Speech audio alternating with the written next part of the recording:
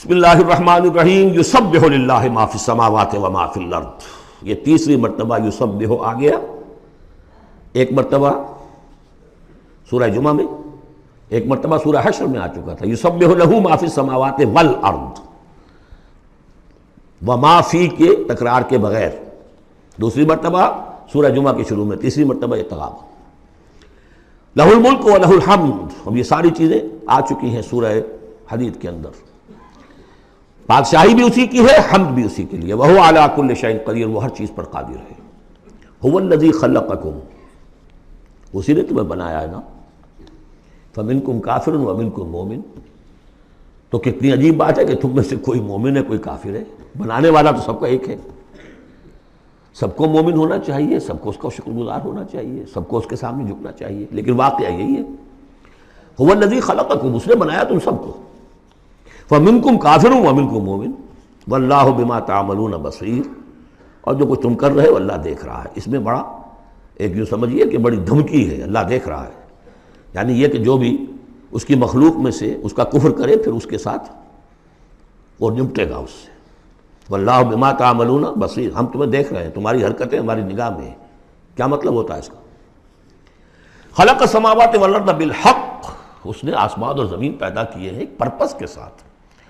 باطل نہیں ہے یہ تخلیق، عبث نہیں ہے یہ تخلیق، حق کے ساتھ، با مقصد، با نتیجہ. اور خاص طور پر تم اس کی کریشن کا کلائمیکس. وَصَوَّرَكُمْ فَأَحْسَنَ صُوَرَكُمْ، اور تمہاری جو نقشہ کشی کی ہے تو کتنی عمدہ کی ہے. انسان کا جسم، اس کا اریکٹ پوسچر، پھر کس طریقے سے جو اس میں جنسیں بنائی گئی ہیں، کس قدر کامل ہم آہنگی ہوتی ہے. پھر چہرے پہ جو نقش و نگار ہے، ایک ایک چیز پر غور کرو. فَصَوَّرَكُمْ وَأَحْسَنَ صُوَرَكُمْ، بہترین صورت بنائی تمہاری. وَإِلَيْهِ الْمَصِيرُ، اسی کی طرف لوٹ کر بھی آنا ہے. یہ سب کچھ بنا کر ایسے نہیں چھوڑ دیا تمہیں. تم اتنی گھٹیا شے نہیں ہو کہ بس اٹھا کے پھینک دی، نہ کھلونا ہو کہ کھیلے اور بس اس کے بعد جی اگتا گیا. یہ ایک سیریس کریشن ہے، پرپس فل ہے، نتیجہ نکلے گا. اب دیکھیے ایک آیت میں جمع کیا ہے وہ تمام جو ایمانیات، ایمان بالعلم، علم خداوندی کا جو ایمان ہمارا ہونا چاہیے.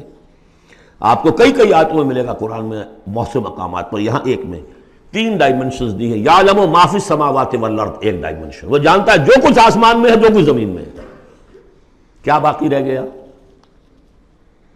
لیکن سیکنڈ ڈائمنشن، وَيَعْلَمُ مَا تُسِرُّونَ وَمَا تُعْلِنُونَ، وہ بھی جانتا ہے جو تم چھپاتے ہو اور وہ بھی جانتا ہے جو تم ظاہر کرتے ہو. تیسری ڈائمنشن اور آئی، وَاللَّهُ عَلِيمٌ بِذَاتِ الصُّدُورِ، سینوں کے اندر جو کچھ ہے وہ پنہاں ہے، وہ بھی اللہ جانتا ہے. میں کافی عرصے تک متردد رہا کہ یہ تو پھر تکرار ہو گئی. جو کچھ ہم چھپاتے ہیں وہی ہمارے سینے میں ہے نا، اور تکرار محض کلام کا عیب ہے. یقیناً یہاں کوئی اور بات ہونی چاہیے. تو جب انکشاف ہوا کہ اس سے مطلب ہے even your sub conscious mind which even you don't know yourself what is lurking in the subconscious mind، تمہارے تحت الشعور کے اندر جو طوفان اٹھتے رہتے ہیں اللہ تو اسے بھی واقف ہے. He knows you through and through، وہ تمہارے جین سے واقف ہے. هو عالم بکم اذ انتم اجنۃ فی بطون امہاتکم، اپنی ماؤں کے پیٹ میں جنین کی شکل میں تھے. اللہ تب بھی جانتا تھا تمہیں. تو وہ تو تمہارے سب کانشیس مائنڈ، تم نہیں بات جانتے رہے، تمہیں نہیں معلوم. تم بسا اوقات دھوکہ کھا جاتے ہو. تمہارا تحت الشعور جو ہے وہ تمہیں دھوکہ دیتا ہے، لیکن اللہ اس سے بھی واقف ہے. الم یاتکم نبأ، اب 4 آیتیں ہو گئی ایمان باللہ پر. اگرچہ اسی میں مضمر ہے ایمان بالآخرہ بھی، بعد بھی. 2 آیتیں ایمان باللہ پر. الم یاتکم نبأ الذین کفروا من قبل، کیا تمہارے پاس خبریں آ نہیں چکی ہیں ان لوگوں کی جنہوں نے کفر کیا تھا پہلے؟ قوم نوح، قوم ہود، قوم صالح، پورا مکی قرآن پڑھ چکے ہو نا. اب تو ہم نزول کے اعتبار سے بھی بات کہہ سکتے ہیں اور اب اپنے اس دورہ قرآن کے اعتبار سے بات کہہ سکتے ہیں. سارا مکی قرآن پڑھ ہی لیا تقریباً. الم یاتکم نبأ الذین کفروا من قبل، کیا آ نہیں چکی تمہارے پاس خبریں ان کی جنہوں نے کفر کیا تھا پہلے؟ اب اس کا تجزیہ کیا ہے، فذاقوا وبال امرہم، انہوں نے اپنے معاملے کی سزا چکھ لی، دنیا میں ہلاک کر دی گئیں، وَلَهُمْ عَذَابٌ علیم، اور ابھی ان کے لیے عذاب علیم منتظر بھی ہے۔ ابھی تو عالم برزخ میں ہے نا، عذاب علیم جو آخرت کا ہے وہ تو ابھی منتظر ہے۔ اعد اللہ لہم عذابا علیما، تیار کر کے رکھا ہوا ہے۔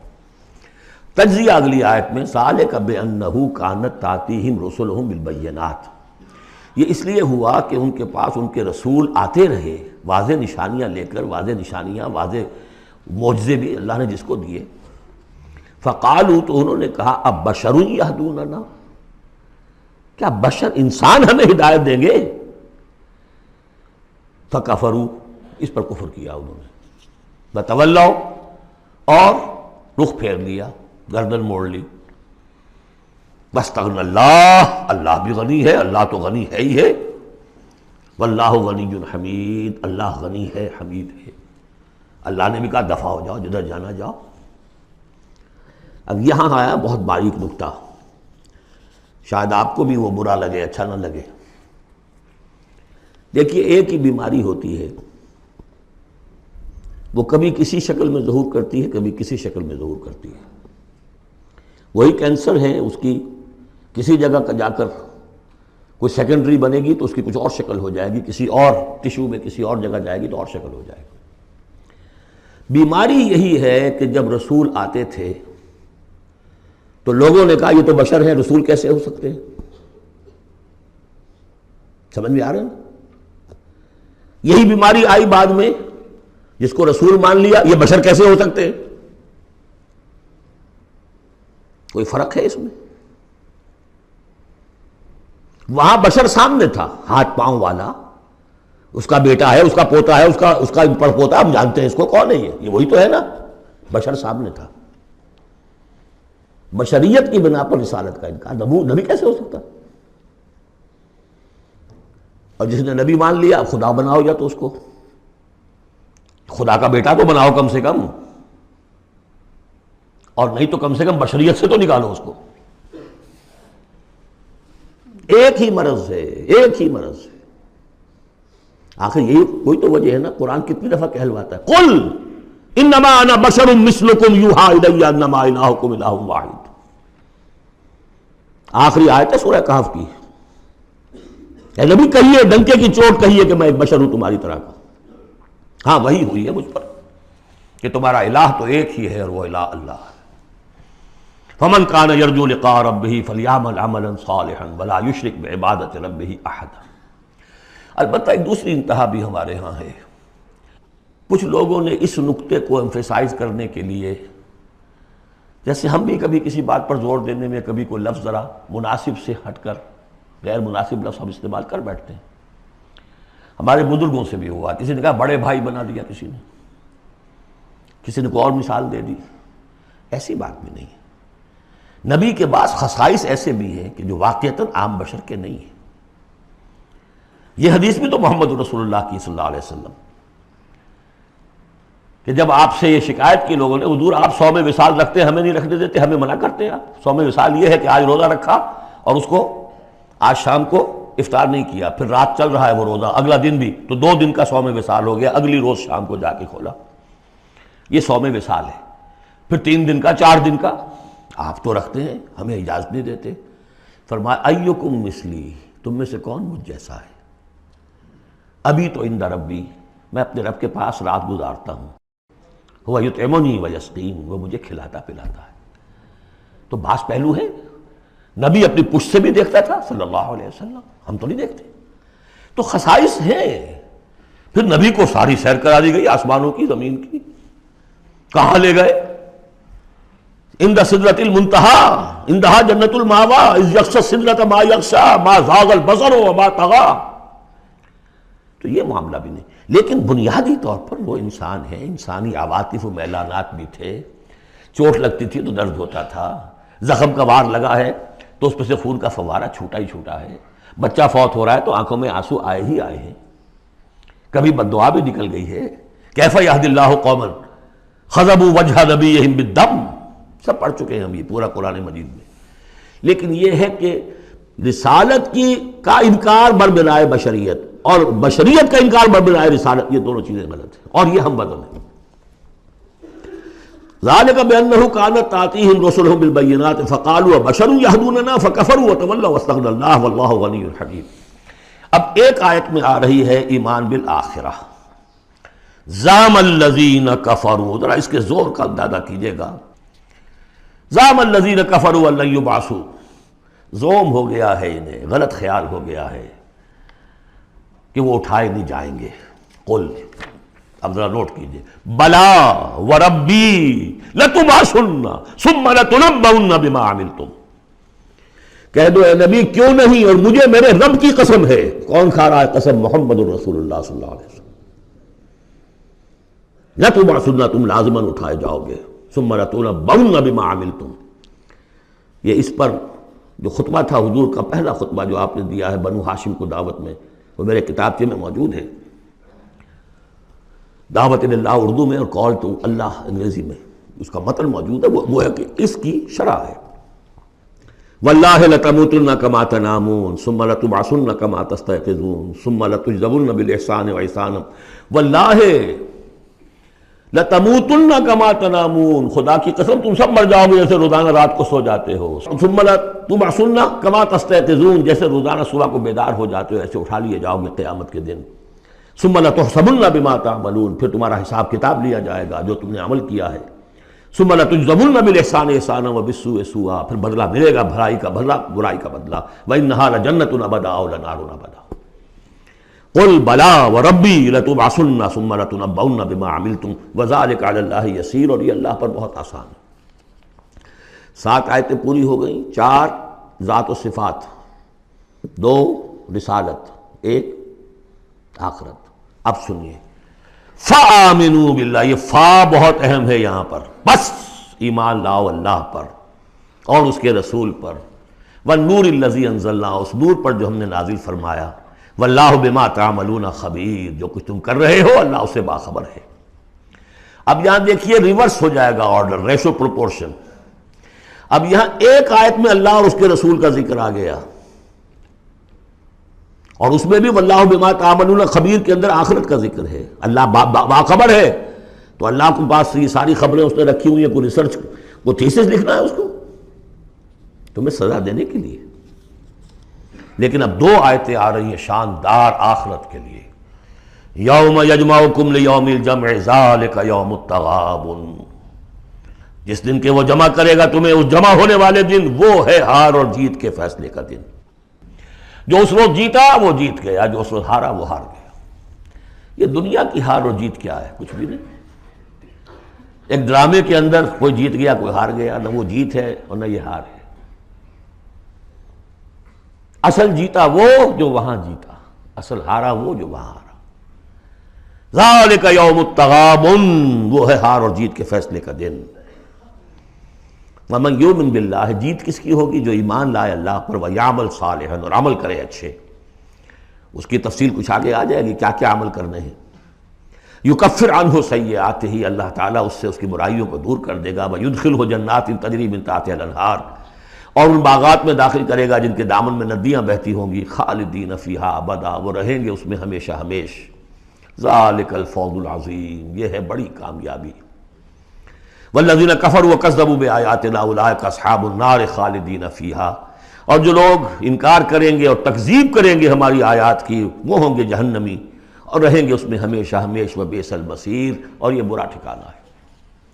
10 آیات میں ایمانیات ثلاثہ کی بہترین جامع ترین تعبیر، تجزیہ، اور ایک زوردار دعوت ایمان، فآمنوا باللہ ورسولہ۔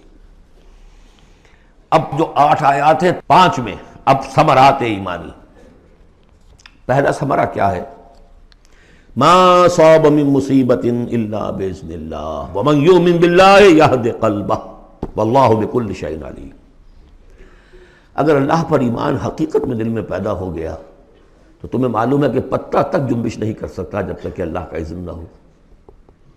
تم پر کوئی مصیبت کیا بغیر اللہ کے اذن کے آ گئی ہے؟ کیا بغیر اس کے علم کے آ گئی ہے؟ اور اگر اللہ کی اذن سے آئی ہے تو تمہارے ایمان کا تقاضا ہے کہ سمجھو کہ اس میں خیر ہی ہوگا، چاہے یہ مجھے اس وقت بری لگ رہی ہے، مجھے اچھی نہیں لگ رہی ہے، خیر ہوگا۔ عسیٰ ان تکرہوا شیئا وہو خیر لکم۔ لہذا بندہ مومن کی زبان پر کیا دل میں بھی کبھی اللہ کے خلاف شکایت کا انداز پیدا نہ ہو۔ یہد قلبہ، تسلیم و رضا، جو اللہ کی طرف سے آئے۔ ہم بھی تسلیم کی خو ڈالیں گے، بے نیازی تیری عادت ہی صحیح، نہ شود نصیب دشمن کے شود ہلاک تیغت، سر دوستاں سلامت کے تو خنجر آزمائی۔ اے اللہ جو تیری طرف سے خیر، بیدک الخیر۔ یہ تسلیم و رضا ہے، مقام تسلیم۔ علامہ اقبال نے بہت پرشکو انداز میں کہا ہے کہ اقدہا کے مقام رضا کشود مرا، برو کشید ز پیچا کے ہست و بود مرا۔ آدمی میں تکلیف کیوں آئی، کیا آئی، اس نے کیا، اس نے کر دیا، یہ ہو گیا تھا، وہ ہو گیا تھا، یہ نہیں کرنا چاہیے تھا، میں نے یہ کام غلط کیا، لگے رہو اسی پیچ و تاب میں۔ بندہ مومن کہتا ہے جو آیا میرے رب کے حکم سے آیا، کوئی بھی ذریعہ بن گیا ہو وہ ٹھیک ہے، اس کے بدلہ لیں وہ ٹھیک ہے، وہ قانون کا معاملہ ہے۔ وَلَكُمْ فِي الْقِصَاصِ حَيَاةٌ يَا أُولِي الْأَلْبَابِ۔ اللہ کے خلاف شکایت نہیں۔ برو کشید نہ پیچا کہ ہست و بود مرا، یہ ہے، یہ تھا، یہ کیوں ہو گیا، یہ کیسے ہو گیا، اس سارے چکر سے مجھے نکال لیا۔ کس چیز نے نکال لیا؟ کہ عقدہا کے مقام رضا کشود مرا، یہ مقام رضا نے کیسے کیسے میرے عقدے حل کر دی۔ اب میں تفصیل میں جا نہیں سکتا، اس پر میرے بڑے بڑے کیسز موجود۔ یہ بتا رہا میں بھول گیا ہوں آپ کو کہ وہ جو منتخب نصاب جس کا میں تذکرہ کرتا آیا ہوں، یہ ساری صورتیں ان میں داخل ہیں۔ یہ اس کا چوتھا حصہ جو تھا سورہ صف، سورہ جمعہ، سورہ تغابن، سورہ منافقون، اور یہ سورہ تغابن دوسرے حصے کی صورت ہے، یہ ایمان کی حقیقت پر۔ سورہ فاتحہ، سورہ آل عمران کی آخری آیات، سورہ نور کی آیات نور، اور پھر یہ تغابن۔ تو پہلا ہے نتیجہ تسلیم و رضا۔ دوسرا نتیجہ یہ تو اندر نکلا نا، دل کے اندر احساسات ہیں، یہ پھول اندر کھلتا ہے، باہر نظر نہیں آتا۔ باہر نظر آنے والا بڑا پھول کیا ہے؟ وَأَطِیعُوا اللَّهَ وَأَطِیعُوا الرَّسُولَ فَإِن تَوَلَّیْتُمْ فَإِنَّمَا عَلَىٰ رَسُولِنَا الْبَلَاغُ الْمُبِینُ۔ اطاعت کرو اللہ کی اور اطاعت کرو رسول کی، پھر اگر تم پیٹھ موڑ لو گے تو جان لو کہ ہمارے رسول پر سوائے صاف صاف پہنچا دینے کی کوئی ذمہ داری نہیں،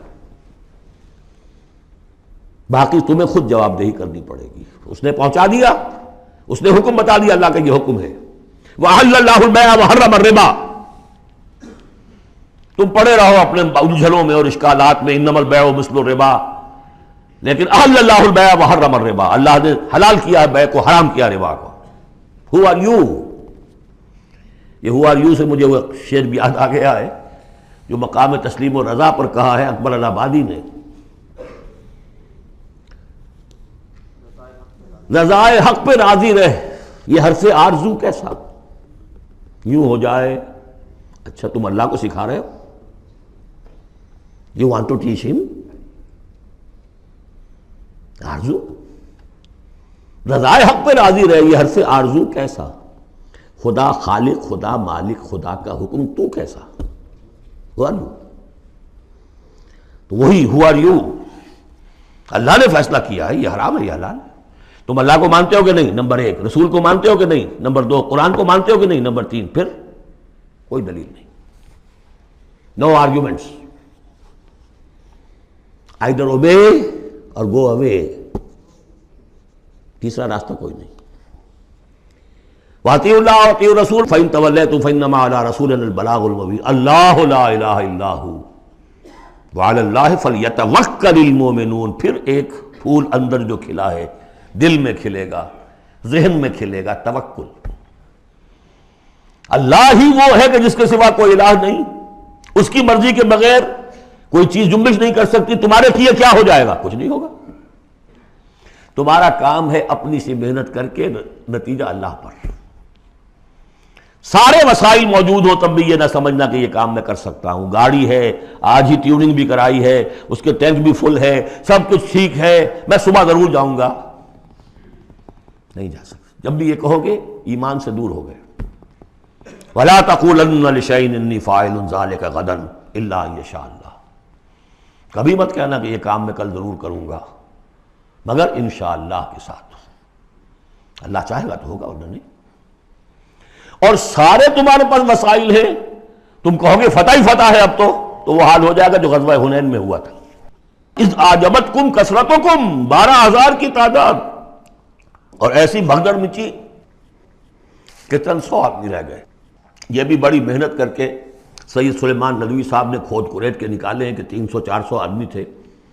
استاد نے جو لکھا ہے شبلی نے وہ تو یہ ہے کہ 30-40 مسلمان رہ گئے تھے صرف 12,000 میں سے۔ تیسرا یہ پھول ہو گیا اندر والا۔ اب چوتھا، بڑے خطرناک معاملات آ رہے ہیں، ذرا توجہ سے سنیے۔ یا ایھا الذین آمنوا ان من ازواجکم واولادکم عدوا لکم فاحذروہم، اے ایمان کے دعوے دارو، تمہاری بیویوں اور تمہاری اولاد میں سے تمہارے دشمن ہیں، ان سے اپنے آپ کو بچا کر رکھو۔ فاحذروہم، یہی ہم پڑھ چکے ہیں پہلے لفظ، حضور سے کہا گیا تھا ہم العدو فاحذرہم قاتلہم اللہ انا یؤفکون۔ بیوی کی محبت ہے، بیوی کی فرمائش یہ ہے۔ اب میاں صاحب جو ہیں کیا کریں، مجبوری، بچوں کو اچھے سے اچھا تعلیم دینی ہے، حلال سے نہیں ہوتی، حرام سے۔ گھر بار چھوڑو، ملک چھوڑو، جاؤ باہر، بوڑھے ماں باپ مر رہے، پانی دینے والا کوئی نہیں، اور ڈالر اور پیٹرول ڈالر کمانے کے لیے بیٹے گئے ہوئے باہر، کیا کریں؟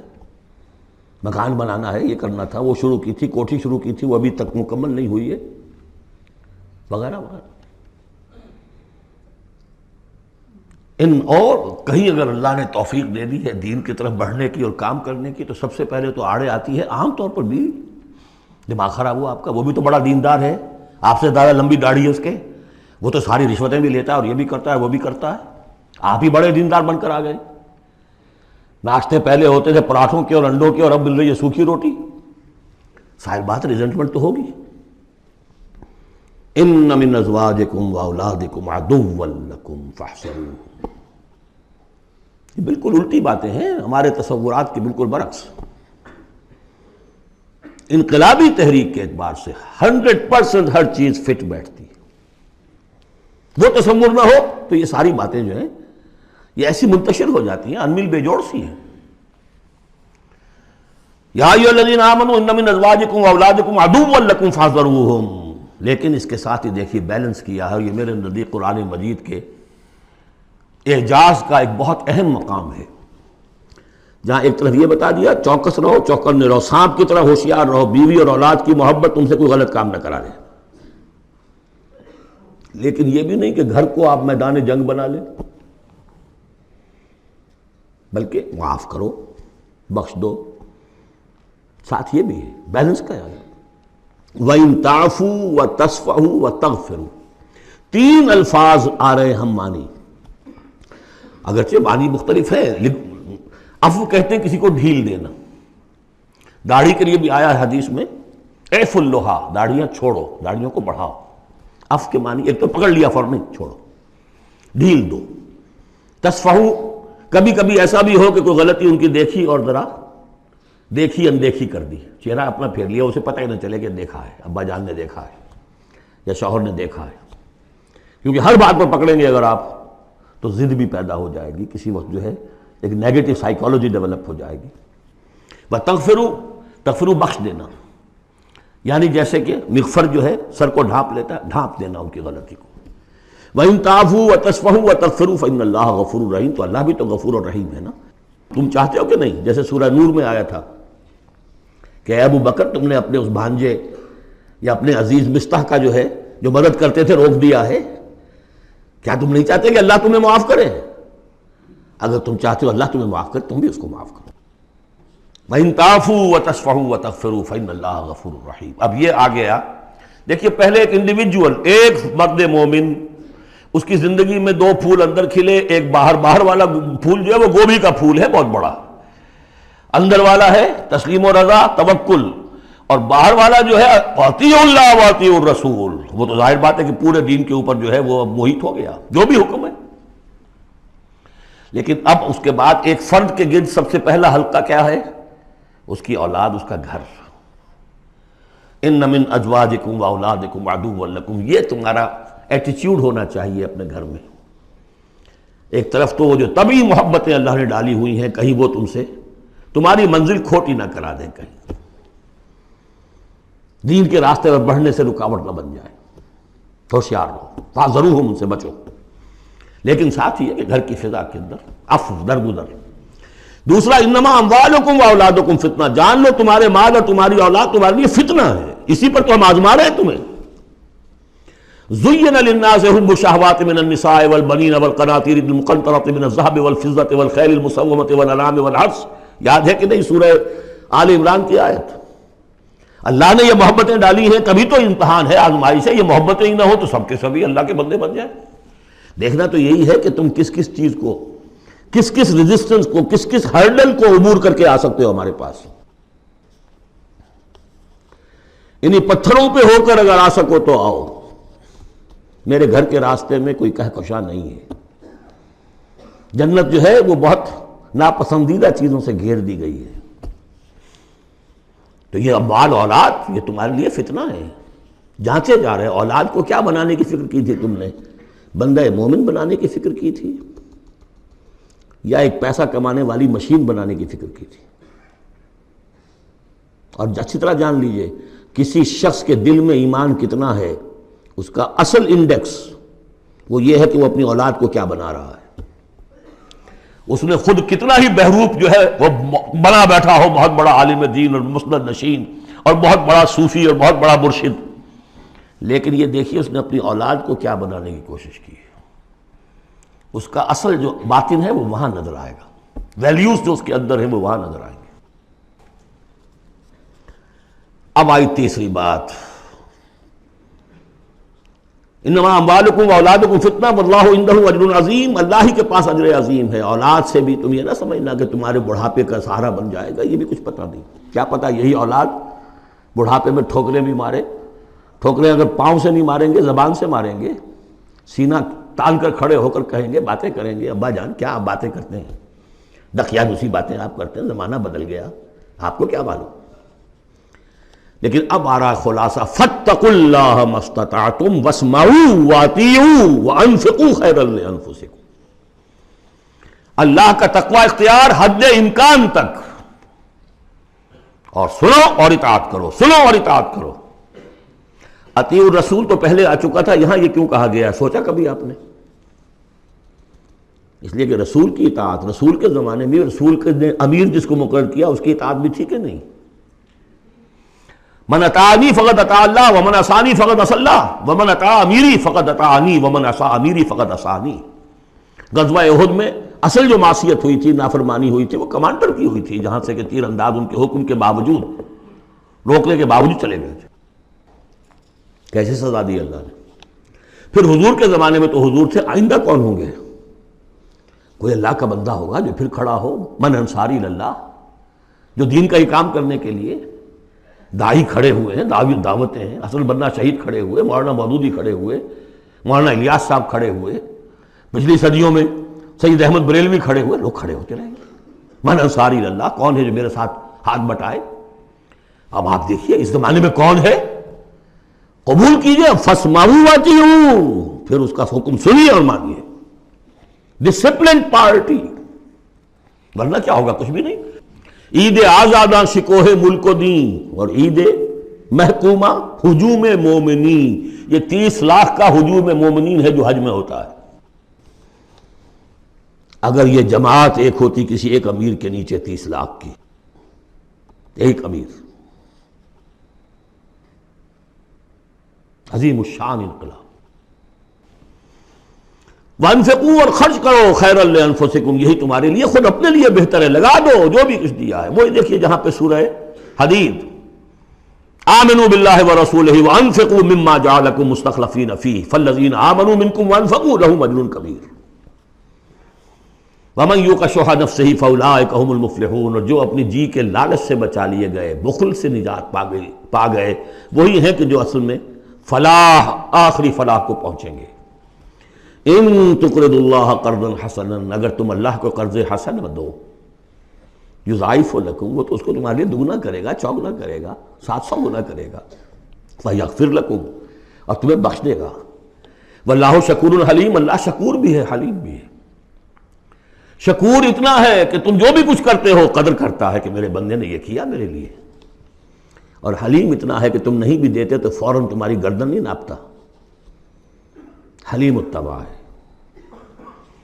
عالم الغیب والشہادہ، وہ جاننے والا ہے کھلے اور چھپے کا، تمہارے سامنے جو کچھ ہے وہ بھی اور جو تم سے غائب ہے اس کا بھی۔ العزیز الحکیم، یہ وہ صورت تھی جس کے شروع میں العزیز الحکیم نہیں آیا تھا، یہاں اختتام پر آ گیا، وہ العزیز ہے الحکیم۔ بارک اللہ لی ولکم فی القرآن العظیم ونفعنی وإیاکم بالآیات والذکر الحکیم۔